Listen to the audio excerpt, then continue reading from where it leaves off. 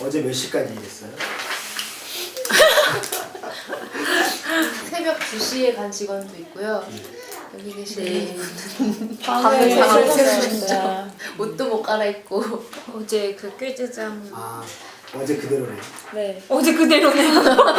옷을 박아주시네. 네. 김대팀장님은 이제 정말 이제 12월 31일에 지금 이 시간에 온다는 게 나도 지금 믿기지가 않거든요. 네, 저도 실감이 안 나고 그 오늘 그 모금회에서 평가를 하는데 그 평가위원이 이제 사회복지 교수님이 오셨어요. 다음에 이러한 시범 기간이 있으면 또 일해볼 생각이 있느냐 이렇게 물어보는 거예요. 그래서 그러면 모금회는 3년씩 투자하고 3년씩 또 투자하고 그렇게 하실 거냐고 그랬더니 이제 뭐 너희 내부적으로 노력을 해야 되지 않겠냐, 왜 모금회만 그러냐 이렇게 얘기를 하시는 걸 보고 정말 사회복지사가 그렇게 초라한 존재구나라고 생각을 했죠. 진짜 아무것도 할 수 없고 우리 선생님들은 이용자를 직접 만나잖아요. 근데 저는 그 선생님들 결제 서류로 이용자를 대신 만나고 있는데 결제 서류에 온기가 꺼지지도 않았는데 그걸 다 파쇄해야 되는 거야 지금. 파쇄했어요 지금? 아직 오늘 저녁에 할 건데요. 해야 돼요? 꼭 네. 해야 돼요? 개인정보가 들어있어서? 네. 일단은 저희가 지금 4일 남겨진 상황에서 다 정리를 해라. 계속 일할 거면 무급으로 일하는 각서를 쓰고 해라 이렇게 얘기한 상황에서 저희 직원들 계속 일할 수 없잖아요. 그래서 어쨌든 오늘까지 다 일을 끝내려고 하고 있는데 사례 이관을 그 동의하신 분들은 서류를 다 구청에 넘겨드리고 안 하신 분들은 다 파쇄를 해야 되는데 거의 대부분 구청 동사무소에서 이미 안 된다 캔슬을 받고 상처를 다 받은 가정이란 말이에요. 그래서 한 50케이스만 지금 동의를 하셨어요. 나머지 케이스 그리고 종결된 케이스 다 하면 저희가 900케이스니까 뭐 850케이스 이거 다 그냥 파쇄되는 거거든요. 근데 그 되게 그런 거 하나 사례에 대한 이것을 자세하게 만들고 오래 걸리지 않아요? 엄청 오래돼. 그걸 한번 말한다는 게 어머님들이 그렇게 얘기하세요. 내가 도마 위에 올려진 그냥 고등어 생선 같다. 그거 올려놓고 단도질 당하는 것처럼 본인의 아픔을 말하는 게 힘들죠. 근데 그거를 아무렇지도 않게 생각을 하는 거죠. 다시 하면 된다. 이거는 그분들의 한 분 한 분 동의를 받아서라도 일단 파쇄하지 않는 게 낫지 않을까요? 근데 이제 그 구청이나 어쨌든 다른 기관에 의뢰를 동의를 하셔야 그거를 파쇄를 안 하고 그 기관에 보내드리는데 이 어머님 아버님들은 여러 군데를 다 다녀보고 다 안 된다 해서 이제 결국 온 데가 시소학은인데 내가 이미 상처를 받았는데 그 기관에 의뢰를 해줘도 난 희망이 없을 거다. 그러면 그냥 파쇄해달라. 대부분 그렇게 얘기를 하세요.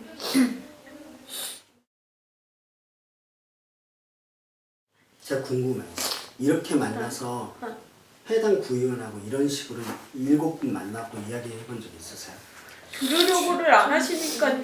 어떤 의원이 제대로 알지도 못하고 너네 그럼 아이들을 몇 명을 돌보냐? 한 명당 집에 가서 몇 시간 아이를 돌보니? 이런 이야기를 하시는데 그만큼 저희가 자료를 갖다 드렸고 사업 설명을 드렸고 했음에도 불구하고 그런 이야기를 하신다는 거는 그냥 관심 자체가 없는 거고 조순자 의원이죠?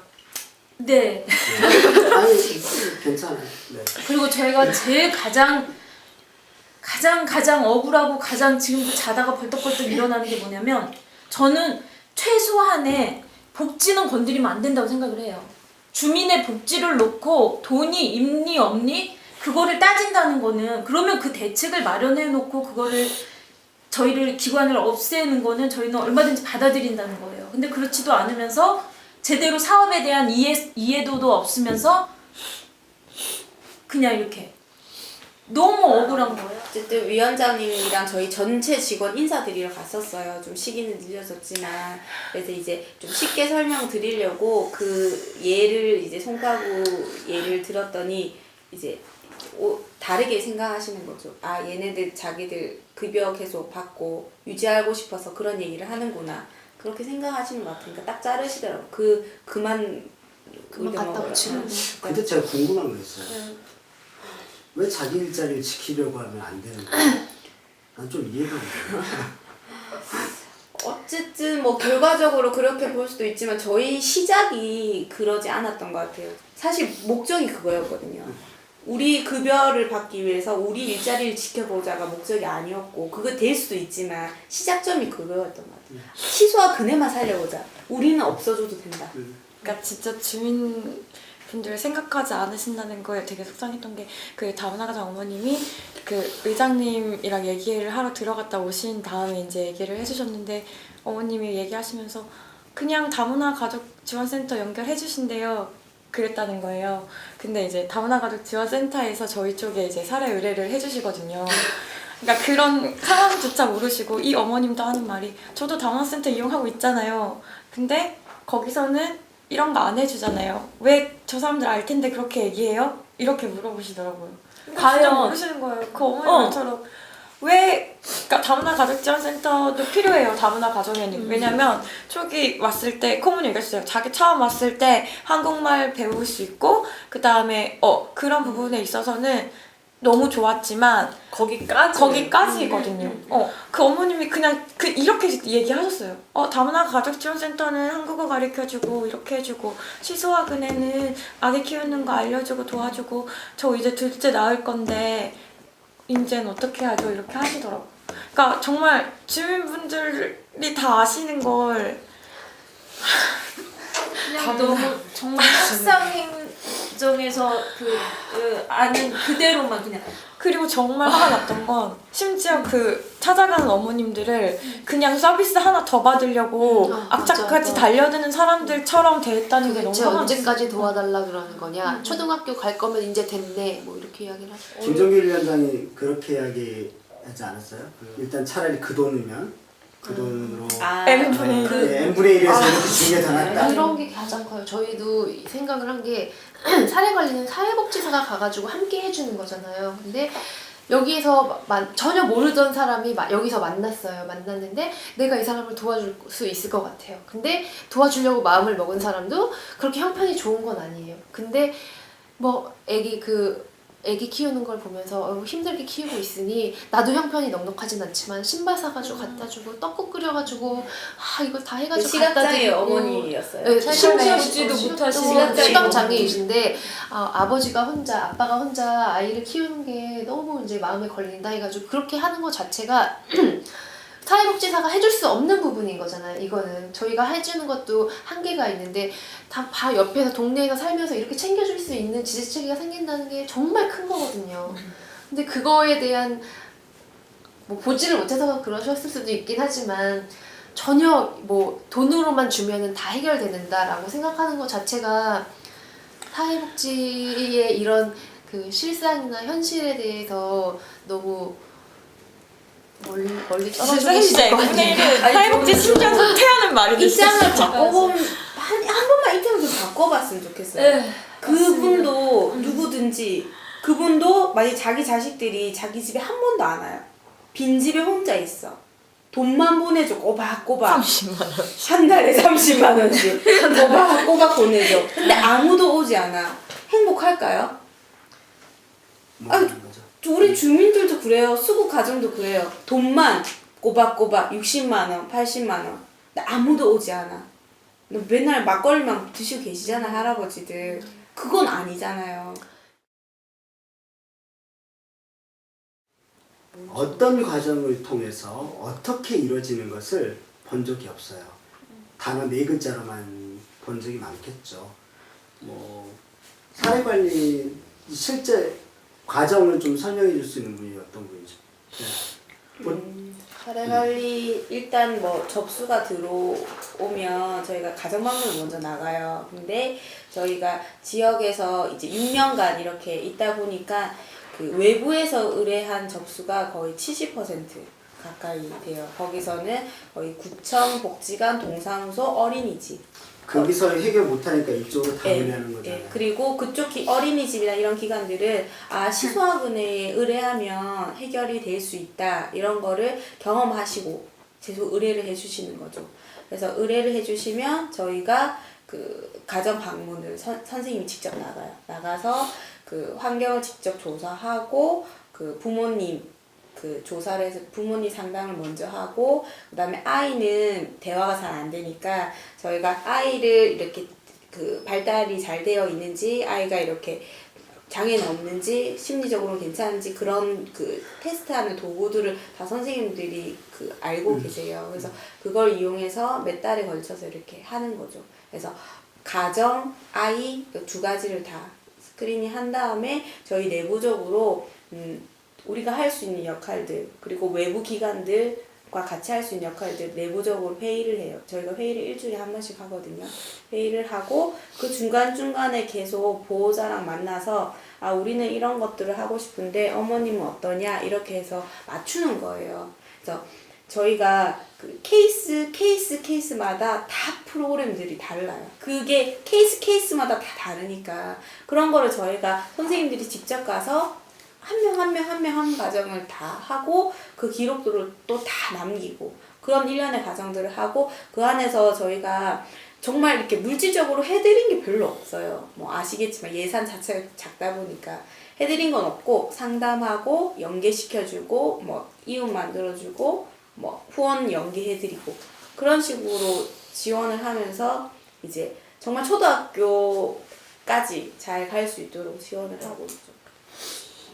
그 과정들을 사실은 눈으로 보지 않고는 감으로 느끼기는 힘들 것 같아요. 간단하게 이야기를 하자면 사례관리는 문제 해결의 과정이라고 생각을 하면 될 것 같아요. 그러니까 어떤 그 가정마다 문제가 다르듯이 그 문제가 뭔지를 판단하고 이거를 해결하기 위해서 사회복지사가 계속 조정을 하는 거죠. 붙어서 각 가정마다 다. 근데 궁금해요. 여기서 집회해 본 적이 있는 사람? 아니 다 처음이잖아요. 처음이었죠. 그러니까 배우가 있다는 소리 들으면서 어땠어요? 집회한 날 이용자분들이 이제 의장실 들어가서 면담을 하는데 그 의장실 보면 이렇게 그 역대 의장님들 사진이 이렇게 걸려 있잖아요. 근데 할머님이 그러셨나? 저 할머님을 이렇게 가리키면서 저 사진을 가리키면 역대 의장님 중 사진 중에 뭐 누구를 하나를 가리키면서 저 사람이 시켜서 그런 거 다 알고 있다 그렇게 말씀을 하셨다고. 근데 그게 무슨 말인지 자기는 모르겠다고 그러시더라고요. 근데 왜 그렇게 생각하는 것 자체가 이해가 안 된다고. 그러니까 내가 하고 싶은 말이 있어서 찾아왔는데 왜 누가 시켜서 그걸 이야기한다라고 말을 하는지 그리고 그거를 믿지를 못하는지 그걸 본인은 이해할 수가 없다 그렇게 말씀을 하시고 저희들도 만약에 저희가 그런 정말 막 싸움하고 막 이런 사람이었다면 그냥 집회도 뭐 그렇게 끝내지 않았겠죠. 예, 의원님이 시험 보고 저한테 얘기하시더라고요. 저희 그 집회하고 나서 만났는데 의원님이 나도 사회복지 공부한다고 사회복지 윤리 강령 아냐 그 윤리 강령을 알면서도 집회를 했냐 뭐 이러시더라고. 그래서 윤리 강령에 나와 있잖아요. 그래서 윤리강령 얘기를 하셨구나. 사회복지 공부하셨구나. 근데 그러면 집회한다고 찬바닥에 어머님들 다 나가서 앉아있는데 우린 사무실 지키고 있는 게 윤리 강령을 정말 지키는 건가요? 사회복지사 윤리원이 뭘 집회를 하지 말라는 그런 거 없어요. 오히려 클라이언트를 대변하는 일을 해라고 나와 있죠. 그 상황이 어려워서 힘들다라는 말도 사실 납득이 힘든 게 관악구 같은 경우에는 복지 시설이라든지 이런 게 많이 부족하잖아요. 그리고 그 저소득층도 많고 그럼 관악구의 예산 사정이 어려우면 그 사람들은 그냥 다 방치돼도 되는 건지 그게 참 많이 답답해요. 그 정치라는 게 그런 분들을 더 대변해주고 그런 분들을 위해서 힘을 써줘야 되는 게 정치인 것 같은데 정책이라든지 복지에 관련된 이런 거에 관여를 하고 최종적으로 결론을 내리는 분들이 그분들인데 그분들을 만나지 않고 어떻게 저희가 살아남을 수 있겠어요? 근데 정말 그분들은 정치적으로가 아니라 어서 너네가 정말 필요하니까 내가 줄 수 있는 도움을 요만큼을 주는 거지. 맞아요. 저희도 그렇게 받아들이고 주는 분도 분명히 그런 의도로 주시는 건데 주변에서는 전혀 다른 의도로 해석이 되고 왜곡이 되니까 저희는 또 조언을 구했던 게 죄송하고 맞아요. 조언을 주신 분은 괜히 또 본인 때문에 우리가 또 이렇게 된 시사은행가 이렇게 되는 줄 알고 또 이게 상황이 왜 이래야 되는지를 처음에 모르겠어요. 시작은 간절함이었어요.